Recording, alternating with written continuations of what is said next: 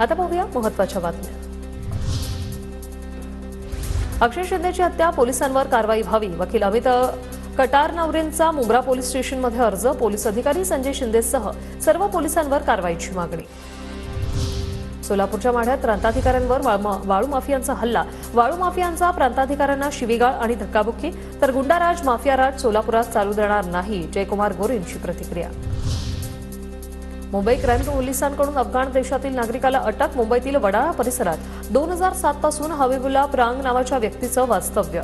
शिक्षा पूर्ण झाल्यानंतर नागरिकाला पुन्हा अफगाणिस्तानला पाठवणार। विदर्भात 2 वाघांचा मृत्यू। पेंच व्याघ्र प्रकल्पात वाघाचा मृत्यू झाल्याचं समोर। राज्यात नव्या वर्षाच्या पहिल्या 22 दिवसातच 11 वाघांचा मृत्यू झाल्याचं समोर। राज्यभरातील वीज मीटर रीडिंग आणि बिल वाटप कामगार 1 फेब्रुवारीपासून बेमुदत संपावर जाणार। स्मार्ट मीटरमुळे हजारो कामगारांवर बेरोजगारीची कुऱ्हाड। सरकारने स्मार्ट मीटर लावू नये, कर्मचाऱ्यांची मागणी। छोटा राजांचा हस्तक। DK रावला खंडणीच्या गुन्ह्यात त्याला अटक। हॉटेल व्यावसायिकाला खंडणीसाठी धमकावल्याच्या आरोपात अटक। राज ठाकरे आजपासून 3 दिवसीय नाशिक दौऱ्यावर। स्थानिक स्वराज्य संस्थांच्या निवडणुकांच्या पार्श्वभूमीवर दौरा। आज उद्या पदाधिकाऱ्यांसोबत संवाद। 30 जानेवारीच्या मनसेच्या मेळाव्याआधीच पक्षातील धुसफूस सव्हाट्यावर। निवडणूक काळातच फक्त पक्ष कार्यरत। काही पदाधिकाऱ्यांची खंत। बैठकीला प्रमुख नेत्यांची अनुपस्थिती पक्षात चर्चेचा विषय, सूत्रांची माहिती।